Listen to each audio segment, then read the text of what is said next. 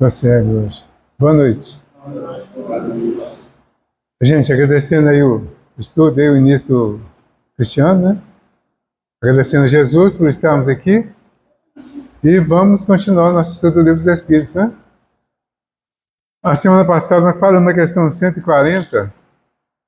Lemos, na verdade, fizemos um comentário sobre a questão 140. E até me lembro que eu falei do negócio do corpo humano, vocês lembram? Que eu falei que tinha um livro que tem uma mensagem lá, um escrito, falando do corpo humano. Lembra isso? Lembra, né? Então, o livro chama Tóxicos, Duas Viagens. Tóxicos, Duas Viagens. Na introdução dele tem um texto, né? Que chama A Maravilha do Corpo Humano. O corpo humano é uma das maravilhas realizadas por Deus. Jamais os engenheiros conceberam ou conceberão uma máquina que se possa equiparar a essa divina realização. O cérebro humano, pesando aproximadamente 1,5 kg, é infinitamente superior ao mais eficiente computador eletrônico. Formado por 60 bilhões de células, comanda, coordena e controla todos os elementos do corpo humano, a saber, 10 bilhões de componentes que, por sua vez, comandam toda a nossa atividade numa fração de segundo. 25 milhões de células olfativas. O córtex cerebral contém ligações potenciais suficientes para receber 10 novos elementos de informação em cada segundo de vida. Tem 9 milhões de papilas gustativas, 4 milhões de perceptores na pele, para fazer a distinção entre o frio e o calor, a dor ou o conforto. 96 mil quilômetros de artérias, veias e vasos capilares. 96 mil quilômetros. É quilômetro quadrado. 3 bilhões de células brancas para combater doenças. 2 trilhões de células vermelhas para o transporte do oxigênio.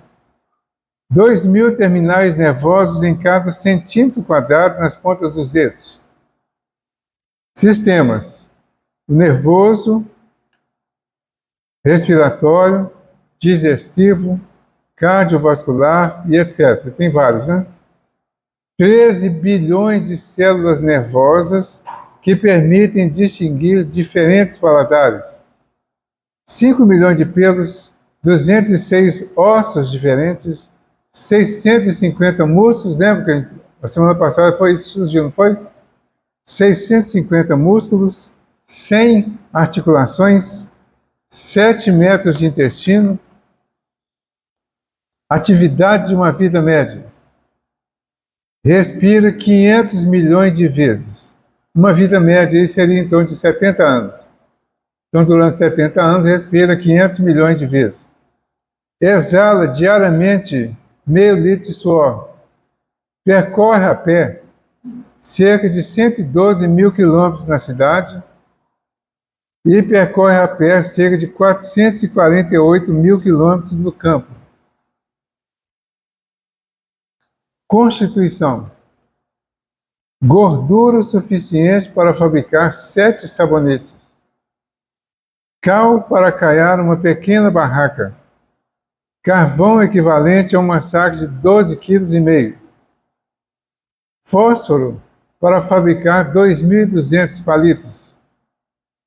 Toda essa máquina natural, simultaneamente maravilhosa e complexa, é um campo de batalha onde se trava uma guerra interminável contra os agentes causadores de doenças. Então, esse é um processo natural do corpo humano. Mas aí vem o outro lado que combina com o que o Cristiano acabou de falar, que é a questão do silício, só que de uma forma diferente. Alguns desses agentes estão mudando o curso da história da criatura humana. as drogas. Então, as drogas têm sido um verdadeiro silício para o corpo humano, para a vida humana. Certo? Então, a gente vê aqui, ele dá números, eu não sei, eu não conferi para saber se esses não são exatos ou não, tá? Mas eu acho que dá uma boa ideia, em termos de números, para a gente fazer uma reflexão. A ideia não é a correção, a perfeição aqui dos números, que aliás isso aqui muda todo dia, né? Esses números aí estão sempre mudando. Mas é importante saber essa divisão, saber a constituição e entender a complexidade que é um corpo humano para a gente aprender a valorizar. Certo? Aí vem a pergunta que foi feita aquele dia. Que pensar da teoria da alma subdividida em tantas partes quantas são os músculos, presidindo cada uma as diferentes funções do corpo? Então, no caso, seriam 650 partes. Então, nós teríamos 650 almas, uma em cada músculo do corpo. É uma ideia, é uma teoria. Aí o que eles falam? Isso depende do sentido que se atribuir à palavra alma. Se por ela se entende o fluido vital, está certo. Por quê? Os músculos do corpo humano, eles têm vitalidade como todos os outros sistemas, órgãos, células, tudo tem a sua divisão, nós falamos sobre isso também, né? Tudo tem a sua divisão e todos têm a sua vitalidade e o fluido vital está em todos. Se quiser chamar a essa vitalidade e a essas individualidades de alma, fica a critério de quem escolher isso. Nós estamos tratando de alma e de espírito, a individualidade espiritual que antecede e sobrevive à morte. Antecede a vida física e sobrevive à morte. Na doutrina espírita trata alma ou espírito nesse sentido. É esse ser que vai sobreviver, que tem vida própria, que é imortal e que vai sobreviver após a morte do corpo físico. Se centralizássemos tudo nos músculos, quando houver a morte física, o músculo vai morrer. Acabou. Certo? Então, mas não há uma, vamos dizer assim, eliminação das teorias que vão surgindo para explicar as coisas. Todas elas vão levar a alguma conclusão, mas nenhuma tem uma conclusão já definitiva. Porque em termos de ciência, as coisas vão mudando. Quanta coisa muda. O átomo recebeu o nome de átomo porque foi considerado na época como indivisível. Certo? Agora descobriu que é divisível. E agora? Vai ter que mudar o nome, né? Porque átomo significa indivisível. Não é isso?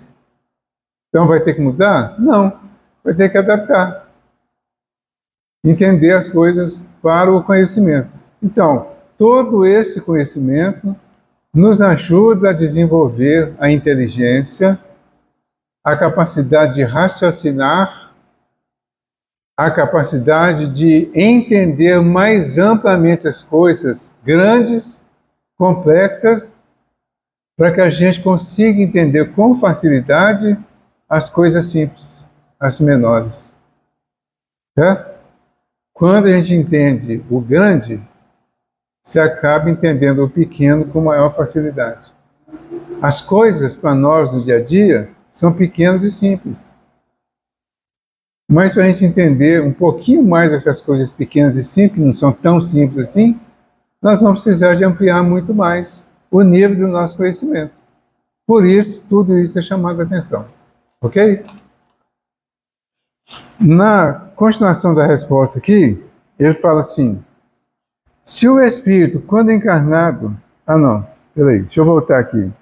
Isso também depende do sentido que se atribuir à palavra alma. Se por ela se entende o fluido vital, está certo. Se o espírito, quando encarnado, está errado, que seria o espírito ou alma. Já dissemos que o espírito é indivisível. Ele transmite o movimento aos órgãos através do fluido intermediário, sem por isso se dividir. Então, finaliza a pergunta 140. Eu não li, foi o comentário do Kardec da 139 na verdade. Foi isso, né? O comentário da 140. 140. É 140A, tá certo. O outro que já passou. Então, na 140A, o que pergunta? Quer dizer, ele amplia a pergunta. Não obstante, há espíritos que deram essa definição. E agora? Ai, meu Deus, os espíritos que definiram, então está certo? Não. Ah, foi um grande cientista que falou isso.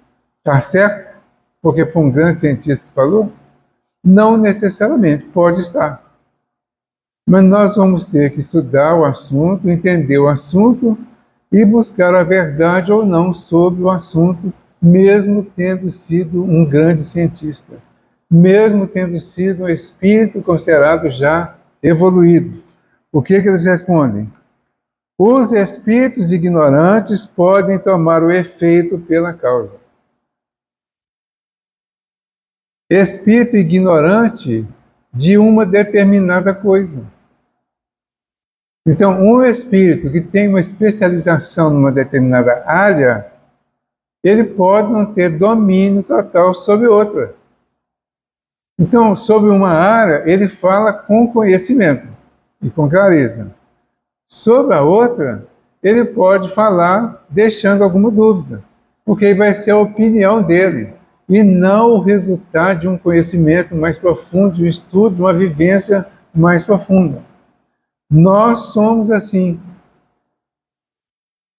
Às vezes, por sermos conhecedores de uma determinada situação, nós acabamos achando que sabemos tudo. Não é assim? Conhecemos alguém assim? Não. Conhecemos? É. Então, é mais ou menos assim. A pessoa sabe bem uma coisa, certo? Como ela é muito boa naquilo, é muito bajulada, porque é muito boa naquilo, ela acha que sabe tudo. E é muito difícil, não vou falar impossível, não, mas é muito difícil uma pessoa saber tudo. Saber sobre tudo, dominar sobre tudo. Né? Aí a pessoa se perde. A gente tinha um colega de trabalho que era muito bom. O cara, deve ser, não sei se já morreu ou não, mas ele era muito bom. É daquele cara assim que é referência, sabe tudo. Na área. Tá? Mas, é claro, sabe tudo na área dele. Mas achava que sabia tudo nas outras áreas também. A pessoa se enche de vaidade e acha que vai dominar tudo. Essa que é a lição para nós, na verdade. É isso que a gente precisa refletir muito. A pessoa se enche de vaidade, achando que já sabe tudo, porque ela é muito elogiada, muito procurada e tal, e era realmente uma referência a pessoa. Um dia, essa pessoa pediu uma projeção, uma promoção, e não foi concedida a promoção nos níveis que ele queria. O que ele fez? Voltou logo depois, certo de que mexeria com a direção, e falou que estava pensando em sair, se aposentar. Não era a resposta que queria. Tá? A direção, tudo bem. Vai com Deus, vai descansar. Tá? Não era essa a resposta. E quantas vezes a gente faz isso no dia a dia? Que é uma chantagemzinha, né? Descarta, mas é chantagem. E aí houve essa resposta que a gente não queria ouvir. Você provoca essa resposta. Fala alguma coisa como se quisesse ouvir esse tipo de resposta. Mas querendo ouvir o contrário. Porque afinal eu sou bom demais. Entendeu?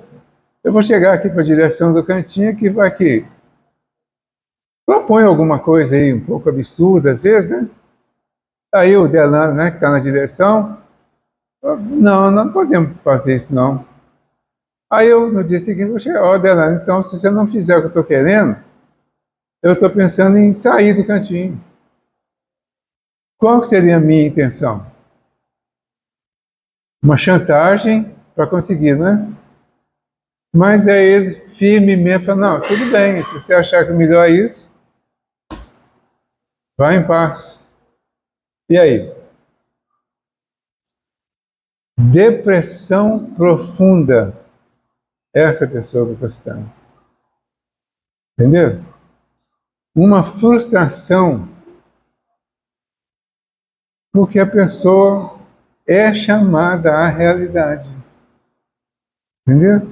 Então, quando ele fala aqui, os espíritos ignorantes podem tomar o efeito pela causa. A gente às vezes fala nos cursos de expositor espírita, né, nas instruções do curso de expositor, uma das coisas que a gente frisa muito é a importância da pessoa aprender a falar não sei, com convicção. Não é falar não sei porque no curso orienta, não.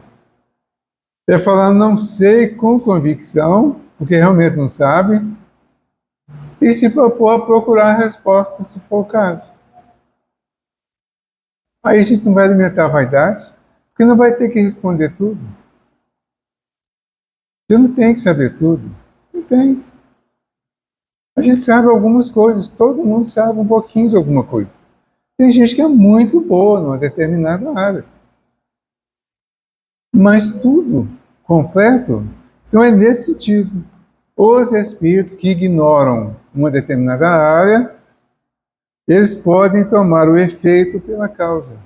Ou seja, eles podem confundir o que é feito, o que está chegando, que vem depois da causa, eles vão considerar mais isso do que a própria causa, porque não sabem a causa. Não sabem a origem do assunto ou do fato que eles estão trabalhando ou respondendo a respeito. Que no caso aqui seria essa hipótese da alma ser dividida a ponto de se tornar uma alma para cada um dos 650 músculos do corpo. E a gente poderia pegar os 60 bilhões de células e dizer que cada célula é uma alma. E ampliar esse entendimento aí para dizer que em tudo há essa divisão dessa forma e que depois tudo isso volta a um todo universal, completo, que forma uma doutrina que chama de panteísmo. É a doutrina de que você sai como se fosse uma gota d'água que sai do oceano, se isola por um tempo e depois você volta ao oceano e se mistura. Essa gota que volta perde a individualidade. Se nós fôssemos, de fato, essa divisão complexa, espalhada no corpo todo, quando voltasse, voltaria ao todo muito maior e não teria individualidade. Para nós, então, do que está se tratando é de alma ou espírito como individualidade imortal, portadora de um patrimônio de todos os seus conhecimentos, de todo o seu passado, de toda a sua história, e que tem essa história desde os princípios, desde a sua própria origem, e que essa história vai aperfeiçoando, evoluindo, até atingir a perfeição. Esse é o conhecimento que o Espiritismo traz, que dá esse título de alma ou espírito. Ok? Tudo bem?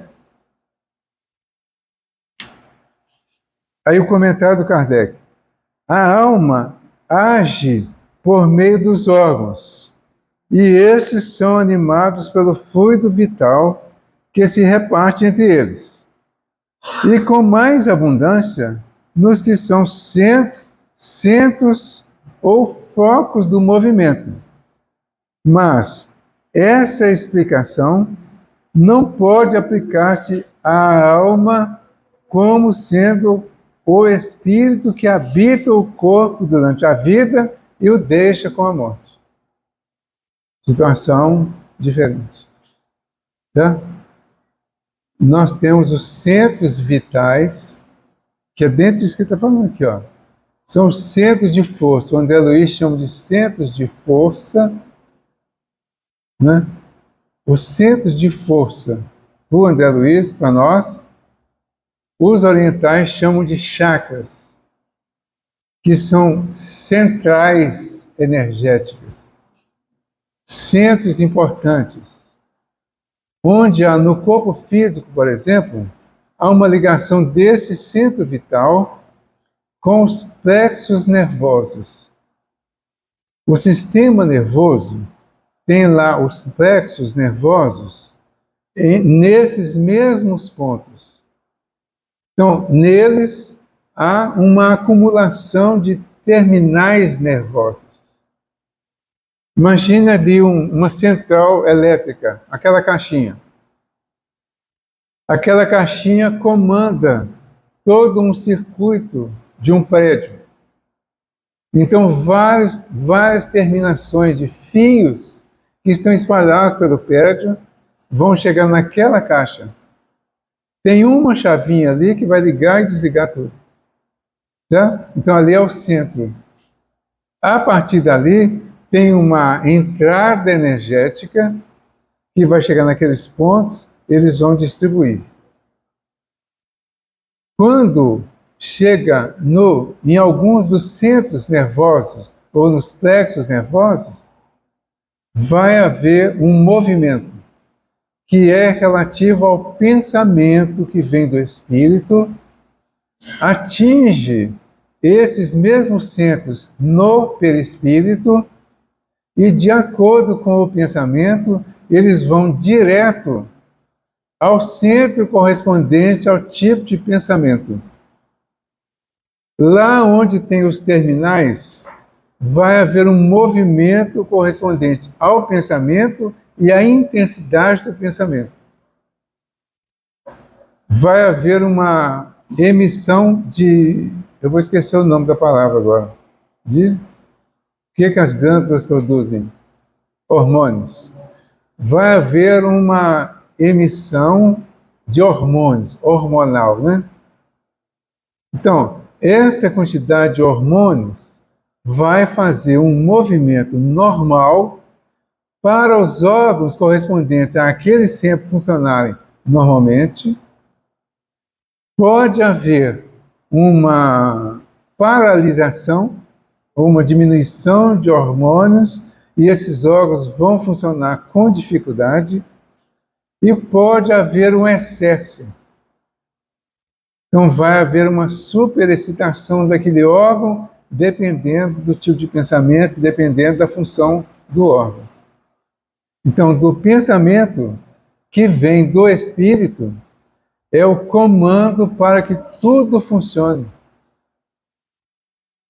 Então, quando eu penso em termos de sensações, por exemplo, eu vou atingir um centro aqui na região do estômago, o centro, o chakra umbilical. Certo? Nesse centro aqui estão concentradas as sensações.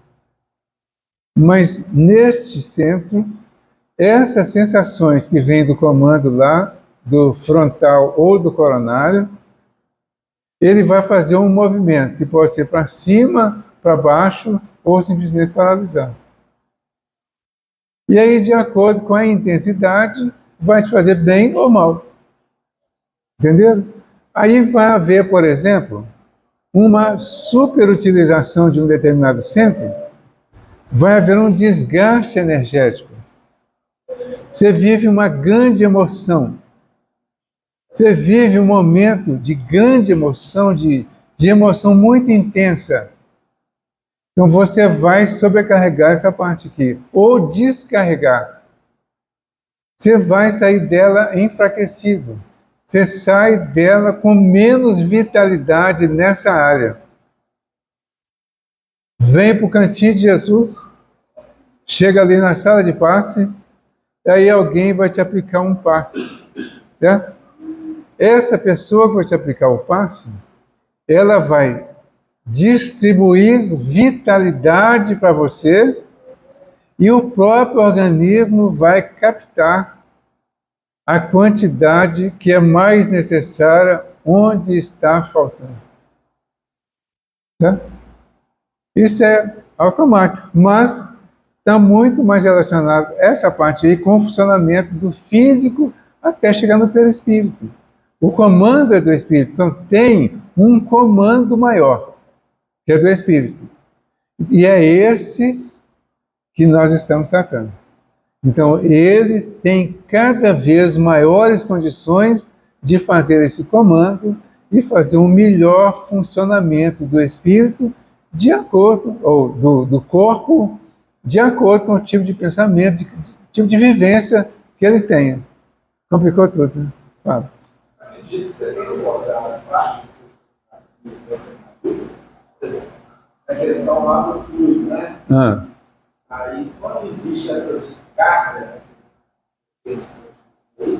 para que recarreguemos esse fluido, por exemplo, se a gente está lá, então, sei lá, uma bateria, ela está sendo consumida, para que essa bateria seja, sei lá, energizada, que é a palavra descarga, Sim. E a gente, de certa forma, limpa esse perispírito, que é o que está descarregando a bateria, se expressa a colocação. Sim. Então, como você acabou de dizer, existe essa maneira de o fluido ser recarregado. Se é um fluido ruim, então, ele pode ser substituído. Entendi. Se é algo ruim, um fluido ruim, por exemplo, ele pode ser substituído. Se é uma descarga somente, ele pode ser recarregado. Aí seria essa. Isso. Aí, através dessa colocação que você fez aí, desse procedimento, você disse que os chakras estão ligados a esses terminais nervosos. Sim. Então, por exemplo, essa recarga desse fluido, de certa forma, ela poderia estabilizar algo que, de certa maneira, estaria isso. Uma fraqueza, por exemplo, algum processo de doença, inclusive as doenças mentais, algumas delas. Né? Tudo isso pode acontecer. Aí o passe vai fazer a reposição disso. Então tem duas situações do passe. O movimento que a gente faz no passe é o mesmo, o movimento físico.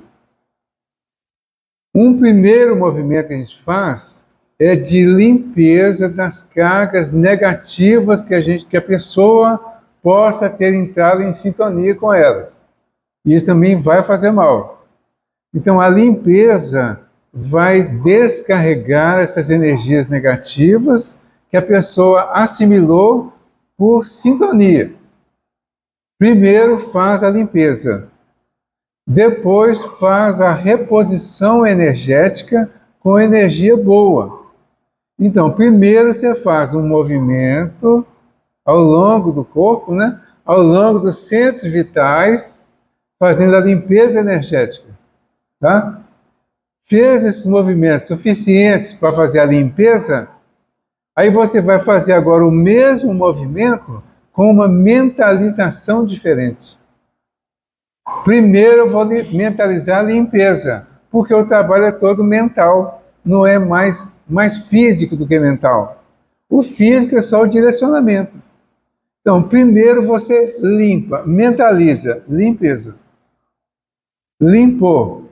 Agora você faz o mesmo movimento, mentalizando, reposição energética. Esses dois movimentos, com a mentalização diferente, vai fazer o trabalho completo de limpeza de cargas negativas e reposição com cargas positivas. Já? Isso tudo no físico. Ok, gente? Não complicou não, né? Não, não. Ou complicou? O melhor, bom. Não tá. Vou acabar chegando lá. É, deixa eu voltar aqui, que tem um finalzinho. Fala, a alma age por meio dos órgãos e estes são animados pelo fluido vital que se reparte entre eles. E com mais abundância nos que são os centros ou focos do movimento. Tá? Mas essa explicação não pode aplicar-se à alma como sendo o espírito que habita o corpo durante a vida e o deixa com a morte. Então não pode usar isso como se fosse substituindo isso pelo espírito ou alma. É uma situação diferenciada. É uma situação mais energética.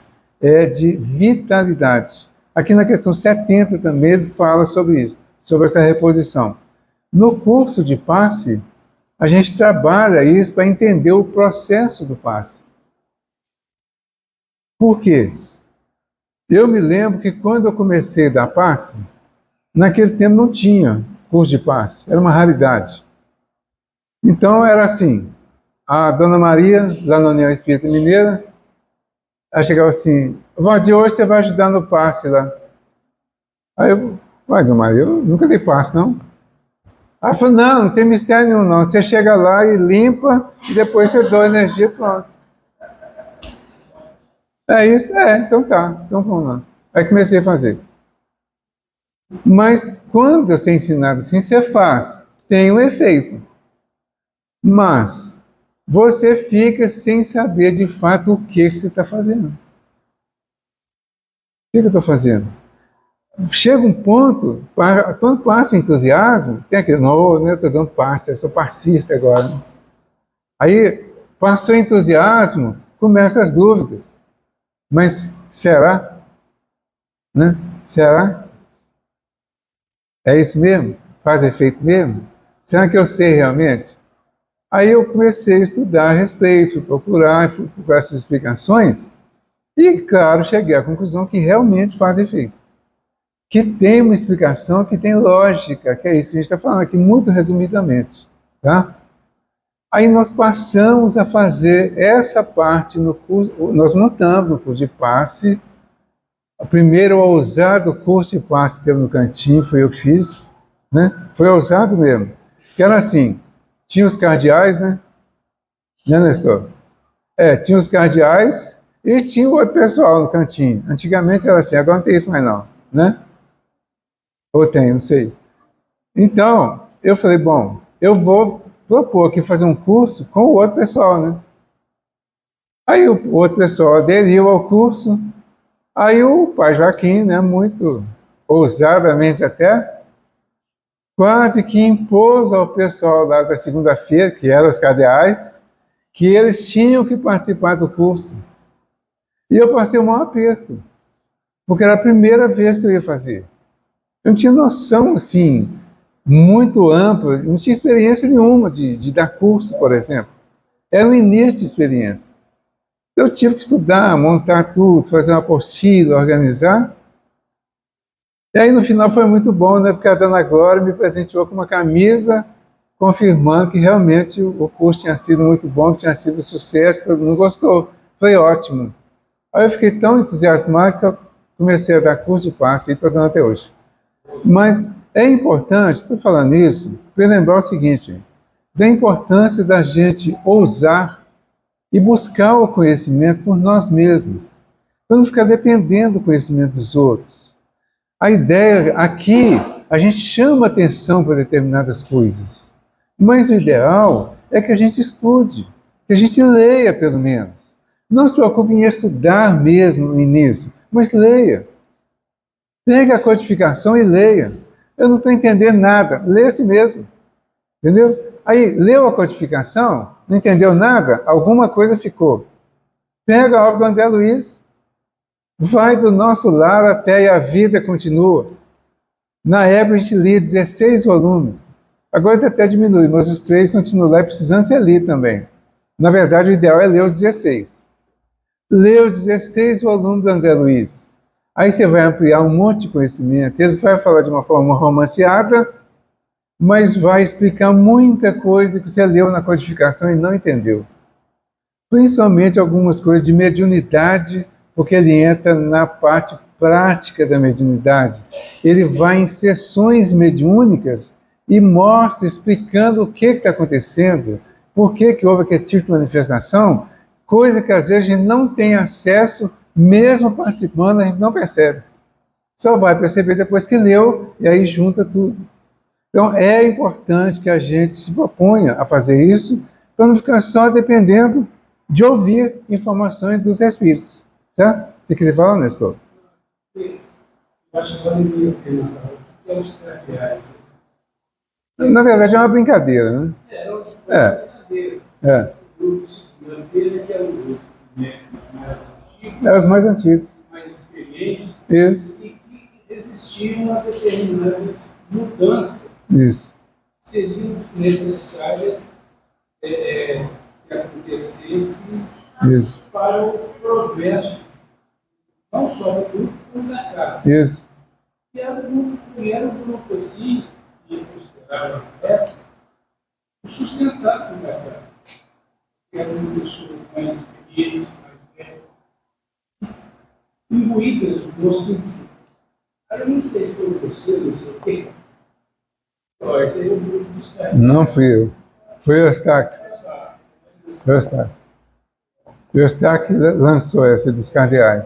Mas assim, lançou aquele jeitão dele de brincadeira e pegou e a gente continuou falando, brincando, porque realmente, principalmente agora, depois de muito tempo, né, o pessoal adotou. As pessoas que não adotaram as mudanças foram embora.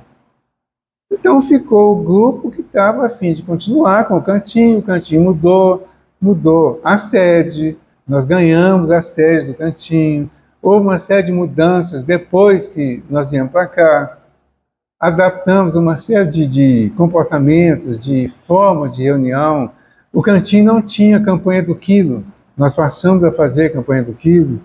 O bazar era feito lá no bairro São Paulo, se não me engano, aí passamos a fazer mais perto, hoje está fazendo perto demais, mas continua fazendo. Então, foi havendo uma série de adaptações e uma integração entre o grupo. É até bom lembrar isso de integração para a gente pensar sobre essa questão de integração do grupo, funcionamento do grupo, e para ver, tá, estamos em épocas de mudanças, de transformações, de renovações, então é tempo de ver tudo isso, tá? Para que a gente se renove junto com a casa. E quem não puder renovar com a casa, porque a casa às vezes não se propõe a renovar, renove sozinho. Mude sozinho, estude sozinho. Aprenda a compreender a si mesmo e compreender as pessoas com quem nós convivemos, mesmo que elas não queiram mudar, para que a gente cresça independente. Sim. Exatamente. Isso, exatamente. 141 é muito grande, né? Não vamos nela mais não. Quem mais quer falar, gente? Tem uns minutos ainda? Tem alguma dúvida, algum comentário? Tranquilo? Sim. Você está falando aí sobre aceitar um pouco mais as reformas, ou não propor reformas, ou ver um pouco mais de reformas, dentro das primeiras páginas do Evangelho segundo o Espiritismo, essa proposta da reforma íntima. Muitas vezes a gente tem que se reformar para entender as reformas que estão acontecendo no mundo. E muitas vezes a gente fica fechado em um determinado ponto, sendo que já tem mudança, a gente já pronto para essa mudança. E a gente tentar fechar. Acho que essa proposta aí da reforma íntima, ela é ótima, para a gente também se permitir mudar, se permitir visualizar pontos diferentes. Isso é legal. Sim.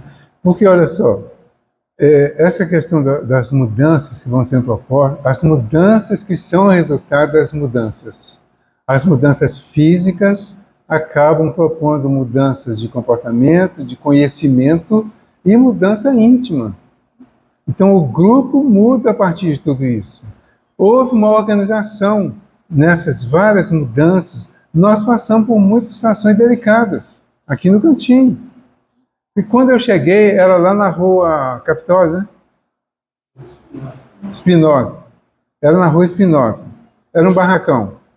Já não era tão cantinho mais, que ele era um pouquinho maior do que o outro que surgiu o nome de Cantinho de Jesus. Aí eu cheguei, já funcionava, as reuniões lá tinham um meio de funcionamento e tal. Logo depois, os donos da casa pediram a casa. Aí nós tivemos que entregar com uma certa urgência até. Ficamos sem lugar, porque não deu tempo de arranjar outro lugar.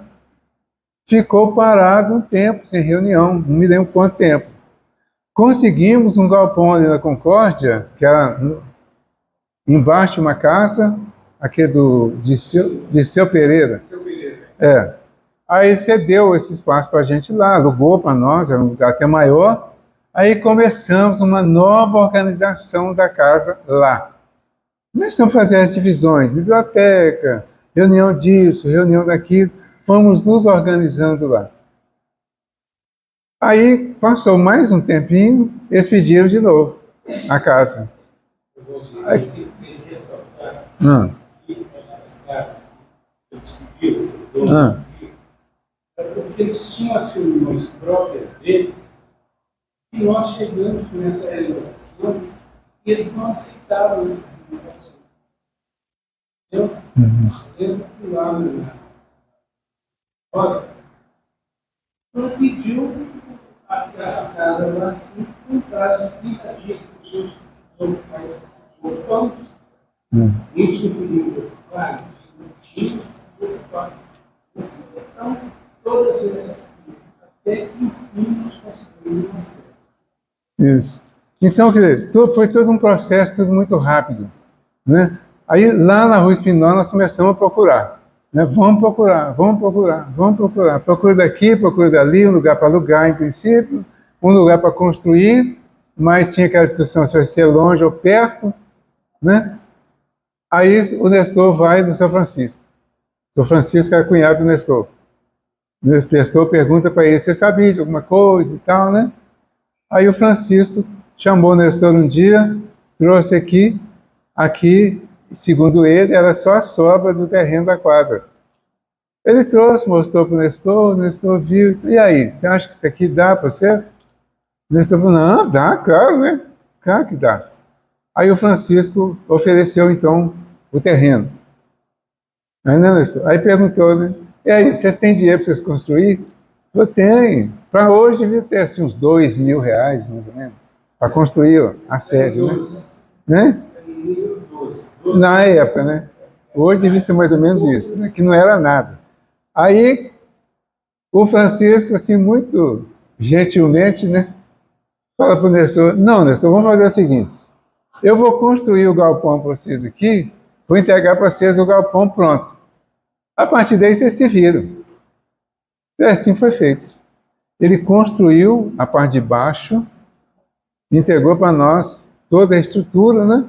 Para a gente terminar.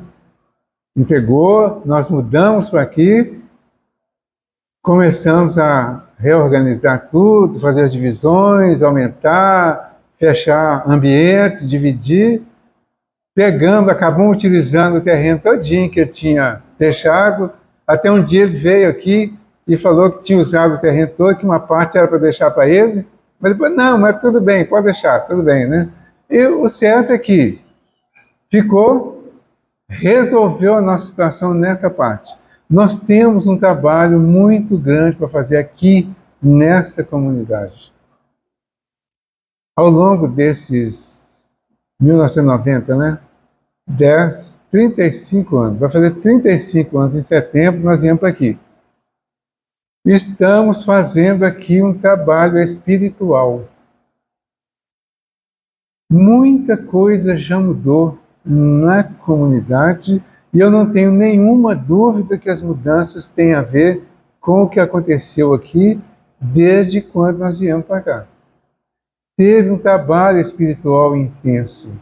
Os espíritos reagiram contra nós porque eles diziam que nós estávamos tomando o espaço deles aqui.